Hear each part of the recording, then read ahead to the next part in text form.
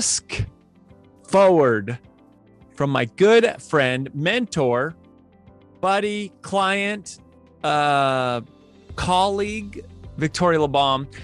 You know, Victoria, I have to tell you, I remember being at like some of my very first NSA, National Speaker Association meetings when I was 20 years old, maybe 22 years old, watching Victoria on stage or watching videos of her and just being like, oh my gosh, this woman is a whole nother level. And she really is. I mean, her performance, it's one of those things on a podcast that you go, gosh, I wish you could, how do I showcase this? But, if you go to victorialabalme.com, you can check it out, see some of her stuff on stage. But, this book for her is really interesting. I mean, Risk Forward is unlocking your hidden genius.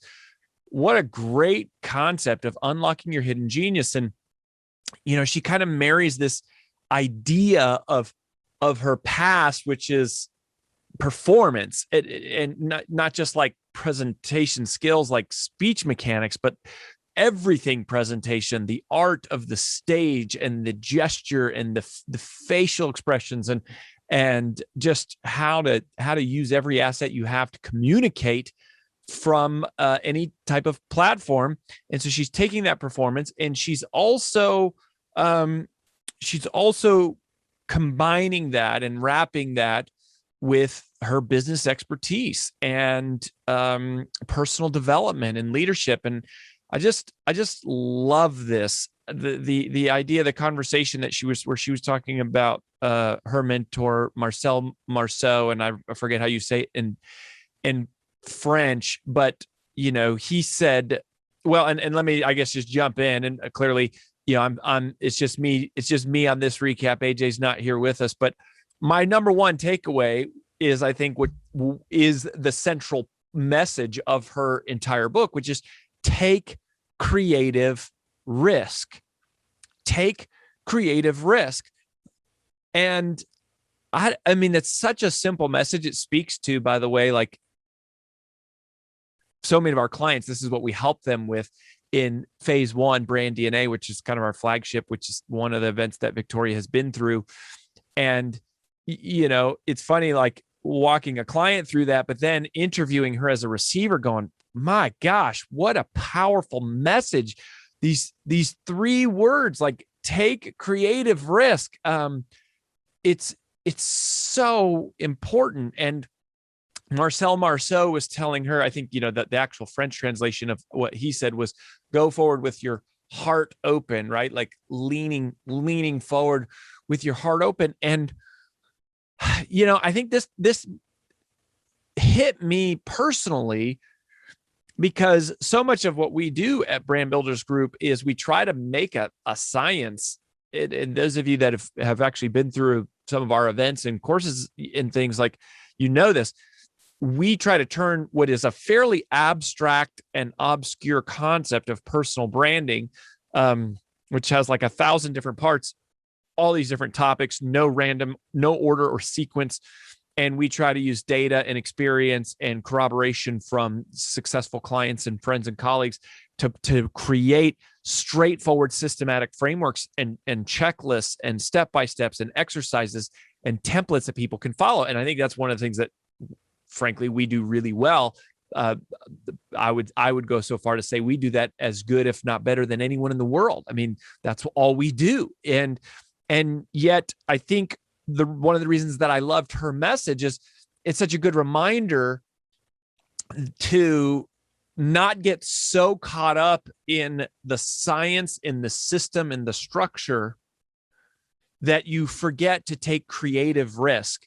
One of the things, and we actually tell our clients this in World-Class Presentation Craft, which is our, it's a phase 1 event. It's the 3rd course in phase 1 for us. And at the very end, we teach all these mechanics of the psychology of laughter and how to tell a story and how to develop characters and how to create a plot in conflict and how to sell from stage without feeling salesy, and how to, what's the structure and the outline of a world-class presentation that separates it, and gets higher fees than most presentations, and all these things that we do, which are really awesome. And then at the very end, we say, remember, but here's the thing, never let the science get in the way of the art. Never let the science get in the way of the art. At the end of the day, personal branding, leadership, just being a messenger, an influencer, changing the world, it's art. It is art. And like all forms of art, painting, music, which I happen to not know much about, but I know enough to say this, they all have rules and systems and structure that you must learn and operate within. But then at some point, once you've mastered those, the art is about transcending beyond that. And that is part of what I was really inspired by for me personally and for our clients at Brand Builders, to just go, gosh, that's so great. We're kind of creating this science and the systematic structure. And the real goal is to get people to that point and then to have them transcend it, to do their own creative things and be willing to take those risks. And it actually left me wondering, frankly, as I assess my own personal brand, going, I wonder if I'm not taking enough creative risk personally. Like, I wonder if I'm coloring too much inside the lines, just being that's, what we do and what we preach and what we teach, and going, where can I step up and step out and take a risk? So, and there's definitely things that we've done with that. I mean, when I think about when we launched the Take the Stairs book, and one of the things that AJ and I and our team did was we did a bus tour. We got a tour bus, which you don't see happen that often anymore, even back in those days. And that was super creative. We made it into a fundraiser, and looking back, it was so powerful. We did 23 events in 31 days. Went from all the way from New York to Washington and to San Diego and everywhere in between, and traveled the country and met and shook hands and met bookstore owners and connected with our fans. And it was just, there wasn't like a playbook for it that we were following at that time. We just did it. And it was so powerful. So that's one of my takeaways. And I would turn that to you to go, where have you kind of mastered the fundamentals that you could afford to take some creative risk? And I don't think it's impossible to take creative risk from the very beginning, but I do think it's kind of like, at least my personal experience has been one where it's like, learn the rules before you break them, master the game, and then change the game. Is most of, I guess, the paradigm of how I've operated, but that's not to say that's the only way to do it. But either way, whether you're just like a wild gunslinger and you're going to take creative risk early on, go for it. But to me, the part that what really spoke to me is once you have the systems, the structure, the fundamentals, the basics, in place, and then going, okay, now, like, how can I add to it? So take creative risk, lean into something you feel called to do, especially if it's different from what other people do. This reminds me of one of my all-time favorite quotes from one of my all-time favorite people, Sally Hogshead, who Victoria also knows, and she's an NSAer. So we, the NSA crew, eventually, if you hang around NSA long enough, you're going to meet a bunch of these people, particularly in the speaking world, the legends of speaking, so to say. But anyway, Sally Hogshead says, different is better than better. Different is better than better. And that is so powerful. It makes me think about this. So that was my first takeaway. My second takeaway from this interview, which is not something Victoria said, it was something that the concept of risk forward, and it was something, it was catalyzed by what she said, but I don't think I've ever had this thought so directly and succinctly as I did in the moments following this interview and kind of digesting the conversation. And here's what my premise is. This is what I realized. Being an entrepreneur is being an artist.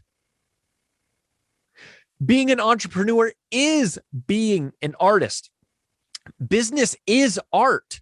It's not just numbers and financials and projections and, sales talks and policies and procedures and systems. All of that put together is art. And I would say that, the starving artist is a really unfortunate term. One of my good friends, Jeff Goins, wrote a book called Real Artists Don't Starve, which I just love the premise of that, because the indulgent artist says, my art is so good, people should have to find me. Right. And who am I to tell you you shouldn't have that belief? But what I would say is experience tells me that's not a very profitable belief to have. Right. You can say that, but you're probably not going to end up with much money. There's a lot of people that are amazing artists, amazing writers, amazing singers, dancers, speakers, like just authors, comedians that I've met in my journey that you have never heard of and that the world will never hear of, because they have this belief that if my art is so good, people will find it. And what they're missing is the realization that marketing is art. Marketing is artistry. There is art, just like there is the art in the creation of the work. There is art in the promotion of the work. We have so many friends in book launches right now, Victoria being one of them, John Lee Dumas being one of them, the Jamie Kern Lima, Lovey Ajayi, both of them just hit the New York Times bestseller list. And their work is art, but the marketing is also art. So there's two parts of the artist and two parts of the business owner. There's the logic and the structure and the processes and the systems and the policies. And then there is the creative, there is the innovation, there is the new thinking. Being an entrepreneur is being an artist. Marketing is artistry. Customer experience is artistry.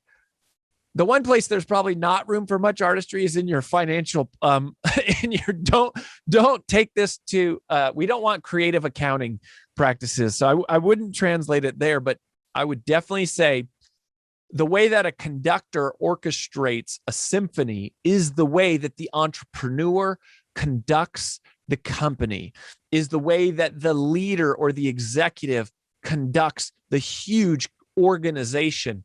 That is art and leadership. And you have to realize that the art is not just in creating the work, but also promoting the work and helping the work flourish and having that work see life and make an impact and a difference in the world. Being an entrepreneur is being an artist.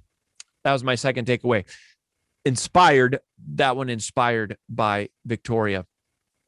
And then my third takeaway, which was directly from her, which is funny because I've never heard her say this, and I've never really realized the power of this quite the way that she said it. And basically what she said is, don't be afraid of uncertainty, specifically in your decision making, right? She said, what a lot of people do is we're so uncomfortable with uncertainty that we rush to make a decision just so that we can have clarity and not have to live in the discomfort of uncertainty.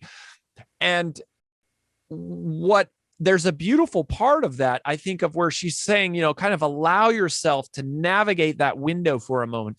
Allow yourself to sit in that space to go, I need to neither go forward or backwards. I can just kind of sit here for a minute and digest. I can allow for things to matriculate or to propagate. I can just kind of process on things for a minute, and that's a beautiful space to live in. It's almost to allow for a breath, to allow for a moment of creativity or innovation to show up by not just rushing immediately into the next thing and moving from one thing to the next, but to actually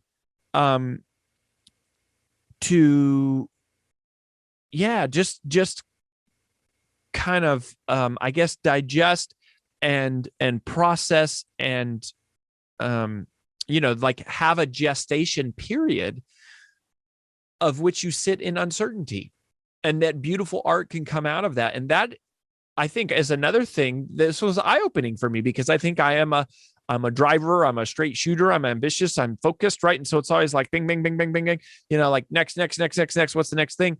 And going, hey, is there a spot? Are there opportunities in my life that I am skipping past an opportunity for brilliance for the sake of rushing into clarity? Versus, I mean, this would be one place where procrastinate on purpose. I mean, my book title that I wish I would have called How to Multiply Your Time. But because the premise, the Procrastinate on Purpose book is really about how to multiply time. That's what the book is about. But that one section, which is about procrastinating on purpose, procrastinating strategically, that actually isn't what most of the book is about. But that's kind of, it's that concept is relevant here to what she's saying, is like, wait, like sit for a moment and just kind of allow yourself to feel that uncertainty, because brilliance can come out of that. And I was like, whoa. So just powerful stuff. And I think unlocking your hidden genius is such a great concept. I think it's such a beautiful concept for her. Of course, the title of her book is Risk Forward.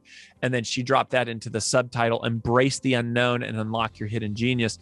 And I just think that unlock your hidden genius is such a great concept, and take creative risk is such a clear message. It's profound. It's going to be something that sticks with me. I hope that it sticks with you. Thanks for being here. Keep coming back. Lots of great insights coming from our guests. I'm so inspired by them. I hope that you're inspired by them. I also am inspired. Our team is inspired most of all by you and who you are becoming and what you are being prepared to do. So keep coming back. We'll catch you next time. Bye-bye.